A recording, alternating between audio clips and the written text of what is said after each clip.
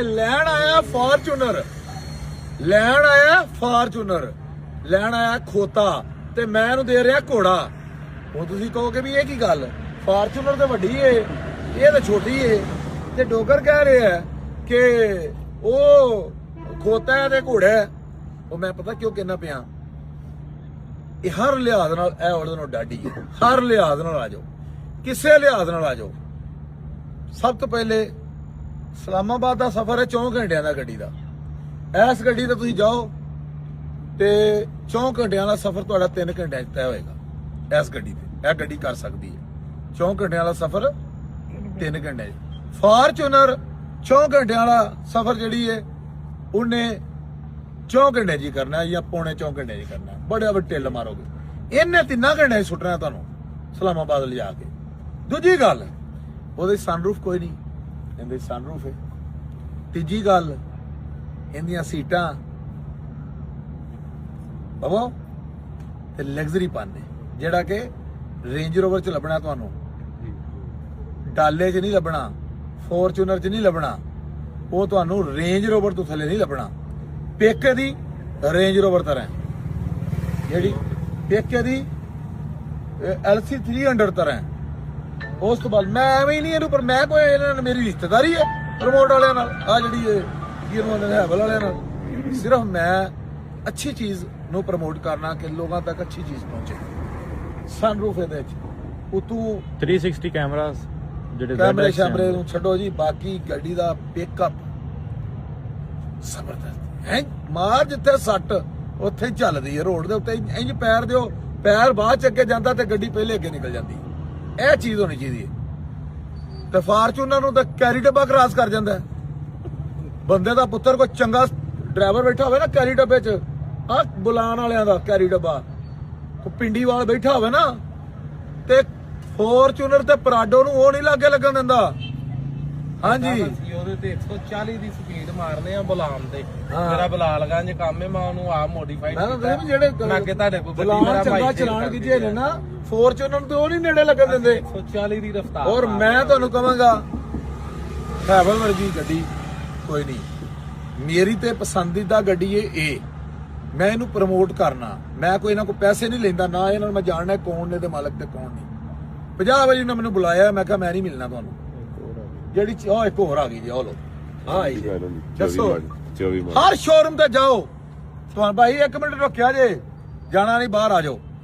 ਹਰ showroom ਤੇ ਜਾਓ, ਤੁਹਾਨੂੰ ਫੋਰਚੂਨਰ ਖਲੋਤੇ ਨਜ਼ਰ ਆਣਗੇ ਵਿਕਣ ਵਾਸਤੇ, ਜੈਕ ਡਾਲੇ ਨਜ਼ਰ ਆਣਗੇ ਵਿਕਣ ਵਾਸਤੇ।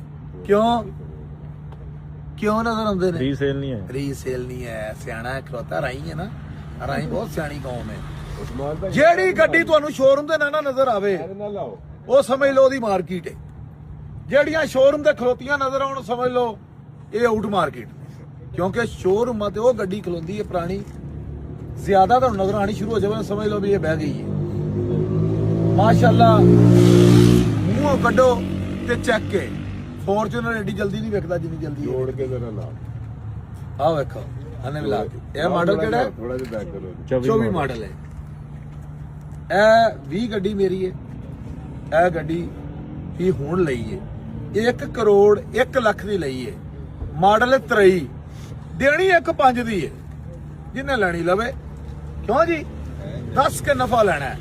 ਗੱਡੀ 108 ਦੀ ਹੈ, ਗੱਡੀ 108 ਦੀ ਹੈ। ਉਹ ਗੱਡੀ ਹੈ, ਉਹ ਵੀ ਇੰਜੀ ਹੈ। ਉਹ 24 ਮਾਡਲ ਹੈ, ਟੋਟਲ ਜੈਨੂਅਨ। ਇਹ 23 ਮਾਡਲ ਹੈ। ਤੇ ਜਿਹਨੂੰ ਚਾਹ ਹੈ ਨਾ ਫੋਰਚੂਨਰ ਵਾਲੇ ਨੂੰ, ਜਿਹਨੂੰ ਪਰਾਡੋ ਵਾਲੇ ਨੂੰ ਚਾਹ ਹੈ, ਉਹ ਆ ਕੇ ਲਾ ਲਵੇ। ਜਿਹਨੂੰ ZX ਵਾਲੇ ਨੂੰ ਚਾਹ ਹੈ ਨਾ ਇਹਦੇ ਨਾਲ ਭਜਾਣ ਦਾ, ਪਰਾਡੋ ਨਾਲ ਨਹੀਂ ਮੈਂ ਜੋੜਨਾ, ਮੈਂ ਫਾਰਚੂਨਰ ਵਾਲੇ ਨਾਲ ਨਹੀਂ ਇਹਨੂੰ ਜੋੜਨਾ, ਮੈਂ ਇਹਨੂੰ ZX ਨਾਲ ਜੋੜਨਾ, ਮੈਂ ਇਹਨੂੰ LC 300 ਨਾਲ ਜੋੜਨਾ। ਇਹ LC 300 ਨੂੰ ਵੀ ਆਂਦੀ ਪਿਛਾ ਹਟ ਕੇ ਖਲੋਵੇ ਬੇਈਮਾਨਾ। ਹਾਂ, ਬੁੱਲੀਆਂ ਨੂੰ ਅੱਖ ਲੱਗ ਗਈ। ਇਹ ਅੱਲਾ ਦੇ ਹੁਕਮ ਨਾਲ LC ਨਾਲੋਂ ਵੀ ਚੰਗੀ ਏ, ਇਹ ਅੱਲਾ ਦੇ ਹੁਕਮ ਨਾਲ ਰੇਂਜ ਨਾਲੋਂ ਚੰਗੀ ਏ। ਜਿਹੜੀ ਗੱਡੀ ਦਾ ਤੁਸੀਂ 10 ਕਰੋੜ ਭਰ ਕੇ ਸਵਾਦ ਲੈਣਾ ਨਾ, ਤੁਹਾਨੂੰ ਕਰੋੜ ਰੁਪਏ 'ਚ ਸਵਾਦ ਲੱਭੇਗਾ। ਹੁਣ ਮੈਨੂੰ ਮਸ਼ਵਰਾ ਦਿਓ ਜ਼ਰਾ, ਇਹ ਭਾਈ ਹੋਰਾਂ ਨੂੰ ਮਸ਼ਵਰਾ ਦਿਓ, ਅਸੀਂ ਕਮੈਂਟ ਵੇਖਣੇ ਨੇ ਕਿ ਕਮੈਂਟਾਂ 'ਚ ਦੱਸੋ ਇਹ ਗੱਡੀ ਲੈਣੀ ਚਾਹੀਦੀ ਹੈ ਜਾਂ ਪਰਾਡੋ। ਉਰਾ ਆ ਰਹੀ ਰੇ ਕੱਲਾ ਤੂੰ ਹੀ ਨਹੀਂ ਹੀਰਾ ਇੱਧਰ ਵੀ ਹੀਰਾ ਹੈ। ਹਾਂਜੀ ਠੀਕ ਹੈ ਜੀ ਡੋਗਰ ਸਾਹਿਬ। ਕਮੈਂਟਾਂ 'ਚ ਦੱਸੋ ਕਿ ਹੈਵਲ ਲੈਣੀ ਚਾਹੀਦੀ ਹੈ ਕਿ ਫੋਰਚੂਨਰ ਲੈਣੀ ਚਾਹੀਦੀ ਹੈ। ਅੱਜ ਪਤਾ ਇਹ ਕਮੈਂਟ ਵੇਖ ਕੇ ਤੂੰ ਫੈਸਲਾ ਕਰਨਾ, ਠੀਕ ਹੈ। ਠੀਕ ਹੈ। ਇਹਨੂੰ ਭਾਈਏ ਨੇ ਭੇਜਿਆ ਫੋਰਚੂਨਰ ਲੈਣ, ਅਸੀਂ ਇਹਨੂੰ ਦੇ ਕੇ ਖਿਲਾਣੀ ਹੈ ਹੈਵਲ। ਇਹ ਸ਼ੁਰੂ ਤੋਂ ਆਦਤ ਹੈ ਮੇਰੀ, ਬੰਦਾ ਲੈਣ ਆਉਂਦਾ ਮਹਿਰਾਨ ਤੇ ਮੈਂ ਉਹਨੂੰ ਆਲਟੋ ਦੇ ਕੇ ਭੇਜਣਾ, ਬੰਦਾ ਆਲਟੋ ਲੈਣ ਆਉਂਦਾ ਤੇ ਮੈਂ ਯਾਰਸ ਦੇ ਕੇ ਭੇਜਣਾ, ਮੈਂ ਚੀਜ਼ ਚੰਗੀ ਦੇ ਕੇ ਭੇਜਣਾ। ਬੰਦਾ ਪਾਕਿਸਤਾਨੀ ਆਲਟੋ ਲੈਣ ਆਉਂਦਾ, ਮੈਂ ਜਾਪਾਨੀ ਆਲਟੋ ਤੇ ਚਾੜ ਦੇਣਾ। ਮੈਂ ਨਾ ਜਾਪਾਨ ਵਾਲੇ ਪਾਸੇ ਜਾਓ, ਉਹਦੇ ਵਰਗੀ ਗੱਲ ਹੀ ਕੋਈ ਨਹੀਂ। ਗੱਡੀ ਉਹ ਲਵੋ, ਪੁਰਾਣੀ ਗੱਡੀ ਦਾ ਮੇਰਾ ਕੰਮ ਹੈ, ਮੈਂ ਚੀਜ਼ ਅਗਲੇ ਨੂੰ ਚੰਗੀ ਦੇਣਾ, ਪੈਸੇ ਅਗਲੇ ਨੇ ਭਰਨੇ ਨੇ।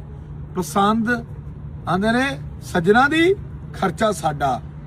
ਇਸ ਲਈ ਮੈਨੂੰ ਜਿਹੜੀ ਪਸੰਦ ਹੁੰਦੀ ਨਾ ਚੀਜ਼, ਉਹ ਮੈਂ ਅਗਲੇ ਨੂੰ ਦੇਣਾ।